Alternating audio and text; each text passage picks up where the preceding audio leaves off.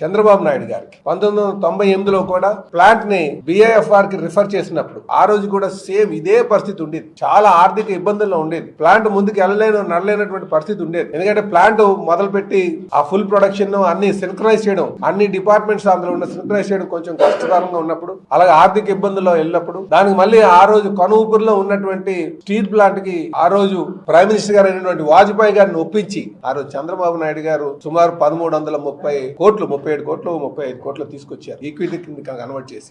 ఆ డబ్బులు అందించిన తర్వాత ఆ రోజు కూడా కార్మికులందరూ కూడా కష్టపడి యాజమాన్యం కార్మికులు సమిష్టి కృషితో లాభాల్లోకి రావడం జరిగింది. రిజర్వ్ క్యాపిటల్ కూడా సుమారు 10,000 కోట్లకి వెళ్ళిపోయింది ఆ రోజు దాంట్లో. మళ్ళీ ఆ స్టేజ్ నుంచి వీళ్ళు ఎక్స్పాన్షన్ కి వెళ్ళి 3.3 మిలియన్ టన్స్ నుంచి వాళ్ళు 7.4 మిలియన్ టన్స్ కి వెళ్లాలని ఆలోచన మరి లోన్స్ తీసుకొచ్చి దాని మీద పెట్టిన తర్వాత మళ్ళీ ఆ ప్లాంట్ ని కొంచెం సింక్రైజ్ చేయడంలో, డిపార్ట్మెంటల్ సింక్రైజ్ చేయడంలో కొంచెం ఇబ్బందులు ఎదుర్కొని సిరీస్ ఆఫ్ ఇన్సిడెంట్లు జరిగి హుదూద్ కావచ్చు, స్టీల్ రేట్స్ కావచ్చు, మిస్ మేనేజ్మెంట్ కావచ్చు, అది అటు కార్మికులకి మేనేజ్మెంట్ కి సమన్వయ లోపం కావచ్చు, ఇలాగ అనేక కారణాలతో మళ్ళీ ఈ రోజు లాసుల్లో ఉంది. ఏ స్టేజ్ లో ఉందంటే ఎన్డీఏ ప్రభుత్వం వచ్చిన నాటికి ప్లాంట్ రన్నింగ్ కెపాసిటీ 25% ఉంది.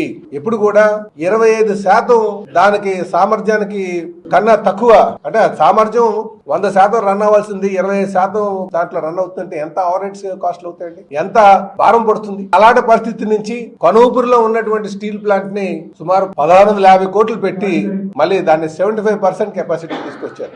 అంటే రేటెడ్ కెపాసిటీలో 75%, అంటే 72 to 75% రన్ తీసుకొచ్చారు. ఆ కెపాసిటీ యూటిలైజ్ చేసుకున్నారు. ప్లాంట్ కెపాసిటీని యూటిలైజ్ చేసుకుంటే ఓవర్ హెడ్స్ తగ్గుతాయి, తద్వారా భారం తగ్గుతుంది.